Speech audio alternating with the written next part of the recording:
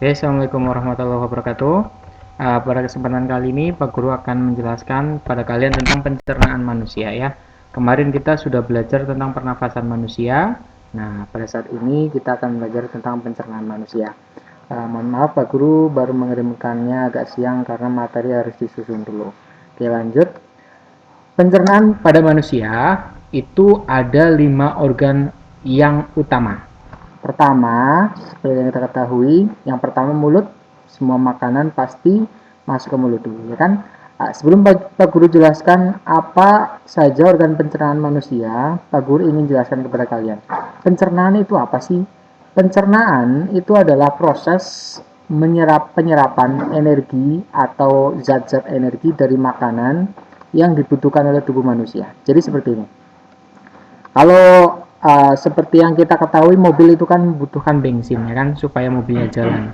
Nah, jadi mobil itu membutuhkan energi yang didapat dari bensin. Sama seperti manusia, manusia juga membutuhkan energi, tapi tidak bensin. Nah, energi manusia itu didapat dari makanan dan minuman yang kita makan. Nah, jadi proses pencernaan adalah proses penyerapan energi dari makanan untuk dijadikan energi oleh manusia. Berarti manusia kalau nggak ada makanan lemes ya Pak Guru? Iya dong, kalian kan tahu kalau orang tidak makan lemes bahkan bisa meninggal dunia atau mati. Nah, organ pencernaan manusia ada 5 yang utama seperti yang tadi Pak Guru jelaskan. Yang pertama mulut, yang kedua kerongkongan, yang ketiga lambung, yang keempat usus halus, dan yang terakhir kelima usus besar dan anus. Sebenarnya usus besar dan anus itu dibagi cuman kadang-kadang bisa disebutkan satu saja. Soalnya nanti ada hanya sedikit perbedaan saja. Jadi yang kelima usus besar dan anus. Oke, sekarang kita akan belajar tentang fungsi-fungsinya dan apa itu sih mulut, kerongkongan dan sebagainya. Kita lanjut. Nah, alur perjalanan makanan dalam tubuh manusia supaya bisa dicerap energinya, yang pertama ya pasti dari mulut dulu kan. Manusia akan makan pertama pasti dari mulut dulu, iya tidak? Nah, setelah makanan dikunyah dari mulut, kemudian barulah makanan dikunyah di mulut jadi lembut, jadi tidak kasar lagi. Kemudian lewati kerongkongan yang ada di leher manusia. Nah, yang nomor 2. Nah, kerongkongan hanya untuk lewat saja. Kemudian masuk ke lambung. Di lambung dicerna lagi, dihancurkan lagi. Kemudian masuk ke usus halus. Pada usus halus terjadi proses penyerapan makanan. Kemudian masuk ke usus besar. Ada penyerapan sari-sari makanan lagi. Dan yang terakhir keluar melalui anus. Ya. Nah, itu proses pencernaan manusia. Oke, Pak Guru, sebelumnya Pak Guru sampaikan kepada kalian harus catat materi kali ini ya. Tidak boleh kalian tidak mencatat karena catatannya akan Pak Guru periksa. Kalau sampai tidak mencatat berarti kalian tidak dapat menilai sikap kalian. Oke. Jadi seperti yang tadi Pak Guru jelaskan, pertama itu makanan itu lewat mulut dulu. Nah, dikunyah oleh mulut, ya kan? Kalau kita mau makan, kita kan pasti lewat mulut, ya atau tidak? Dikunyah, dihaluskan, kemudian masuk ke kerongkongan atau lewat kerongkongan yang ada di leher, ya kan? Kalau kalian makan setelah dari mulut kan ditelan, pasti lewat kerongkongan. Kalian bisa buktikan, kalian bisa merasakan setelah makanan ditelan itu kerongkongan kalian atau leher kalian itu bergerak, ada sesuatu yang bergerak masuk ke dalam, ya kan? Nah, itu makanan yang kita telan. Kemudian masuk ke lambung. Nah, di sini dicerna lagi, lambung dihancurkan di lambung. Kemudian masuk di usus halus untuk diserap sari-sari makanannya. Setelah masuk usus halus, turun lagi masuk usus besar, diserap lagi sari-sari makanannya. Dan yang terakhir dikeluarkan atau yang terakhir lewat anus. Nanti sari-sari makanan atau makanan yang tidak bisa dicerna atau sisa-sisa makanan yang kita makan itu dikeluarkan lewat anus, yang kita itu buang air besar. Nah, itu apa ya, kotoran manusia itu sebenarnya zat-zat sisa. Kayak mobil, motor itu asapnya. Kalau mobil dan motor itu zat sisanya itu asap.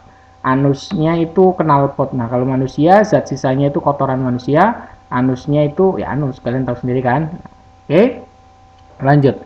Setelah kalian tahu alur perjalanan makanan manusia dalam tubuh manusia, sekarang kita akan pelajari gambarnya ya. Jangan lupa ditulis, digambar juga boleh yang bagian ini ya. Lanjut. Nah, kita akan lihat gambar tentang lokasi atau tempat atau bagaimana bentuk dari organ pencernaan manusia.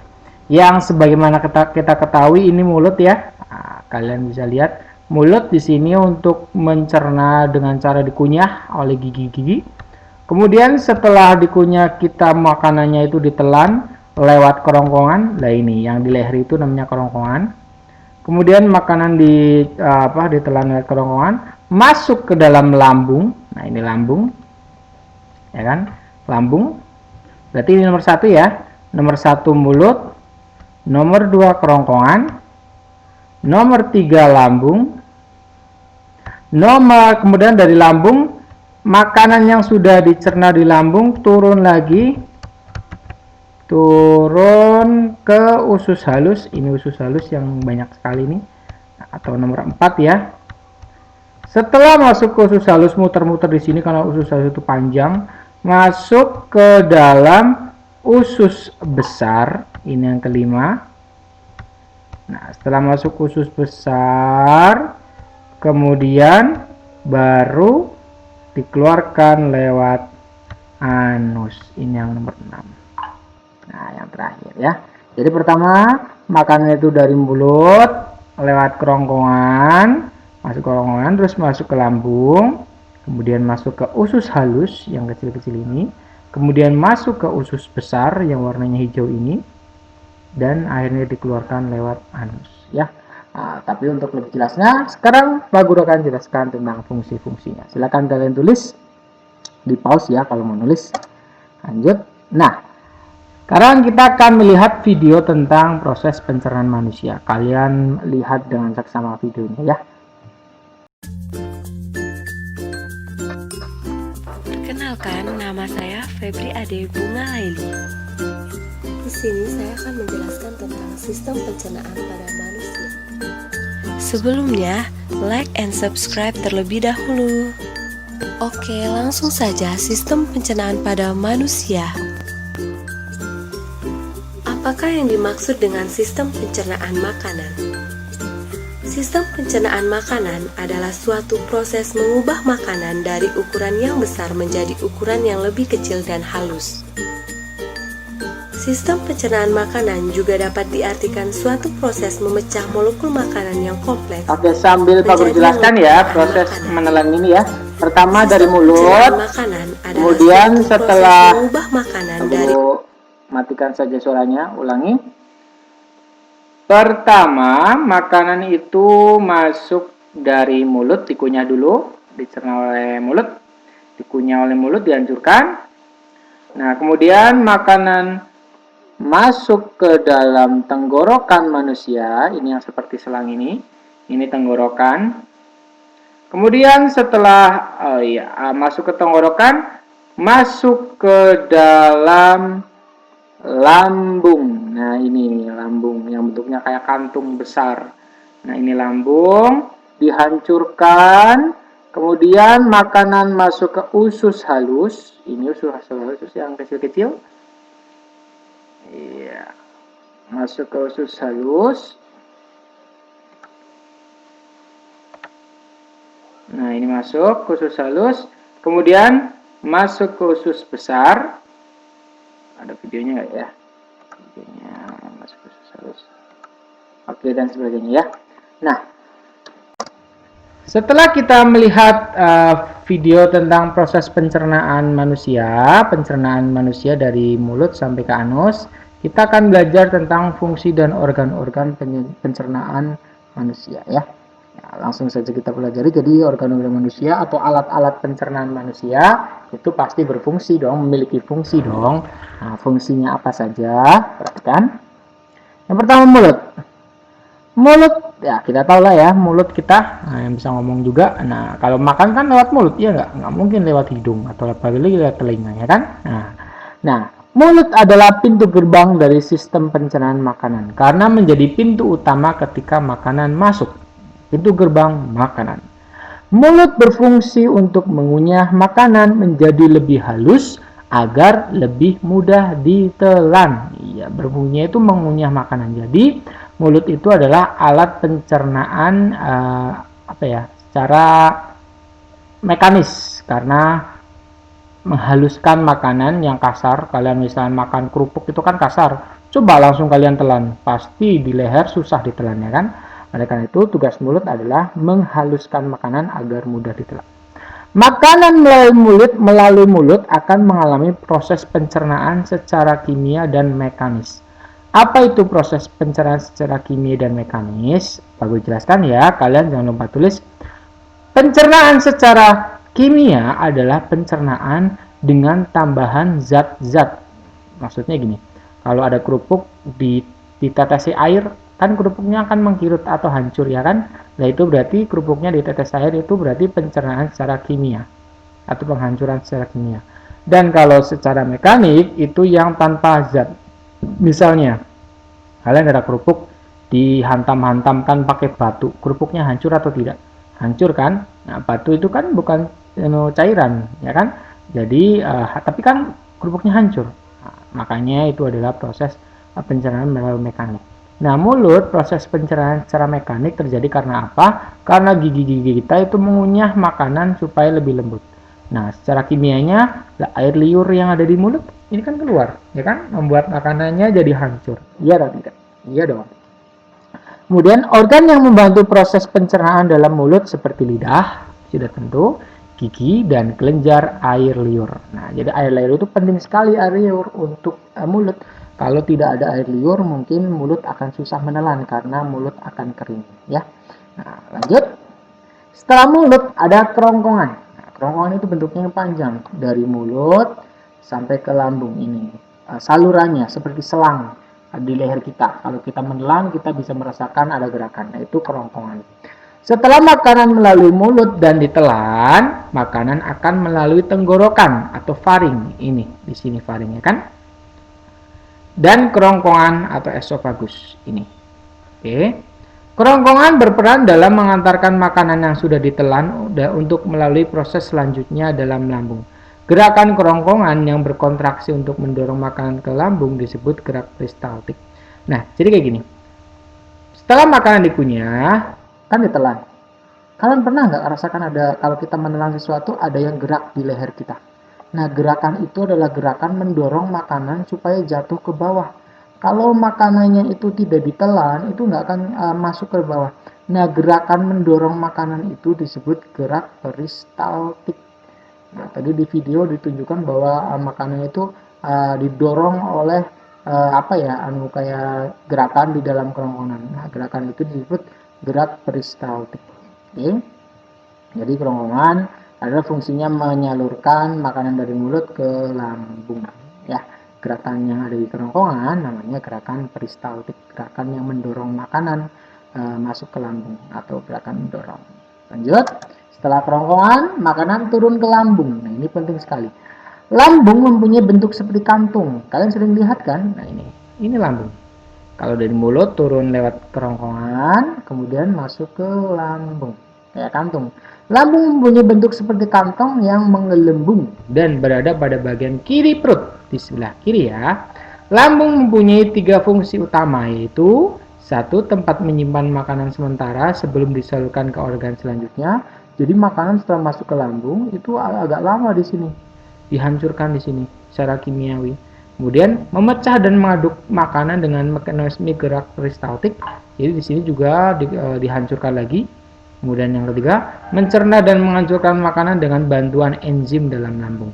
Jadi selain dihancurkan oleh gerakan, di dalam lambung juga makanan dihancurkan oleh secara kimiawi oleh enzim. Oke. Enzim itu apa Pak Guru? Enzim itu cairan yang dihasilkan oleh tubuh.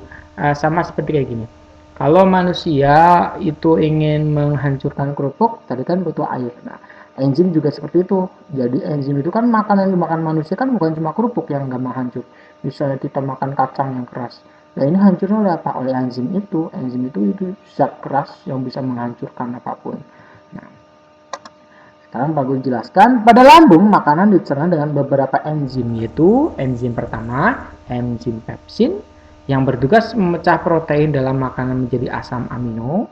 Yang kedua, enzim lipase, Enzim lipase adalah enzim yang bertugas memecah lemak menjadi asam lemak dan gliserol. Nah, ini dua enzim yang ada di dalam lambung, enzim pepsin dan enzim lipase. Oke, jangan lupa ditulis ya. Lanjut, setelah lambung, usus halus. Setelah makanan masuk lambung dan sudah waktunya masuk ke usus halus di lambung selama 7 jam kalau tidak salah, makanan akan dimasukkan ke dalam usus halus. Ingat ya, usus yang halus ini loh, bukan yang beruduk ini ya, yang halus. Usus halus berbentuk tabung tipis yang panjangnya 10 meter. Wah, panjang ya, seperti selang yang digulung, di mana permukaan bagian dalam perut dengan tonjolan atau lipatan. Tiga bagian utama dari usus halus yaitu duodenum, usus 12 jari, jejunum, usus kosong, dan ileum, usus bagian akhir. Tiga bagian utama dari usus halus, ini udah ya, fotokopi lagi. Di dalam usus halus terjadi pencernaan secara kimiawi. Ingat ya, secara kimiawi berarti oleh cairan. Kalau secara mekanis oleh gerakan, kalau secara kimiawi oleh cairan. Nah, dalam usus halus karena dicerna secara kimiawi, berarti di usus halus ada enzim dong. Iya, enzim-enzim yang ada di usus halus itu adalah enzim yang pertama, enzim amilase. Enzim ini bertugas memecah zat pati atau karbohidrat menjadi gula. Nah, kemudian enzim maltase. Enzim ini diproduksi oleh usus halus memiliki fungsi untuk menghancurkan maltosa. Silakan tulis dulu. Enzim laktase. Enzim laktase adalah jenis enzim pencernaan yang memecah gula laktosa. Kemudian yang terakhir enzim sukrase. Nah, enzim yang diproduksi oleh usus halus fungsinya adalah untuk memecah sukrosa menjadi gula sederhana. Nah, itu enzim yang ada di usus halus. Paling banyak di usus halus karena ada 4 enzim. Nah, yang di lambung ada 2, yang di usus halus ada 4. Jadi semuanya ada 6 ya, 6 enzim. Kemudian setelah usus halus tinggal masuk ke usus besar. Nah, zat-zat, oh ya, Pak Guru jelaskan lagi. Di usus halus, penyerapan sari-sari makanan itu terjadi di usus halus dan usus besar. Ya, ingat. Penyerapan sari makanan tidak terjadi di mulut, tidak terjadi di kerongkongan, tidak terjadi di lambung, tapi terjadi di usus ya, baik itu usus halus ataupun usus besar. Tapi yang paling banyak ada di usus halus ya. Nah, setelah usus halus ada usus besar. Fungsi utama di usus besar ini adalah menyerap air dari kotoran yang akan lewat anus. Jadi kayak gini. Baru jelaskan lagi. Kan makanan masuk dari lambung ya, masuk ke usus halus. Di sini diserap oleh usus halus energi makanan tersebut. Kalau energinya sudah habis, makanan itu masuk ke usus besar. Tapi kan masih basah sisa makanan itu. Kemudian sisa makanan masuk ke dalam usus besar, karena masih basah, air di sisa-sisa makanan itu diserap oleh usus besar. Jadi fungsi usus besar yang utama adalah menyerap air dari sisa makanan atau feses yang akan dikeluarkan lewat anus. Nah, yang terakhir setelah usus besar, anus. Anus itu gampang sekali, ada tempat pembuangan terakhir atau tempat keluarnya feses atau kotoran manusia yang telah dicerna. Ya, intinya yang buat itu loh. Nah, itu namanya anus. Nah, itu demikian tentang penjelasan pencernaan pada manusia. Jangan lupa kalian tulis, nanti ada tugas dari Pak Guru ya. Setelah pencernaan pada manusia, setelah ini kita akan pelajari tentang pencernaan pada hewan pada video kedua. Jangan lupa tetap ditulis, dipahami. Setelah ini ada tugas. Ingat loh, kalau tugas jawabannya jangan ngaco. Kalau kalian melihat video ini pasti jawabannya nggak ngaco. Tapi kalau kalian nggak lihat video penjelasan dari Pak Guru, jawaban kalian ngaco ya. Terima kasih. Assalamualaikum warahmatullahi wabarakatuh. Lanjut video kedua.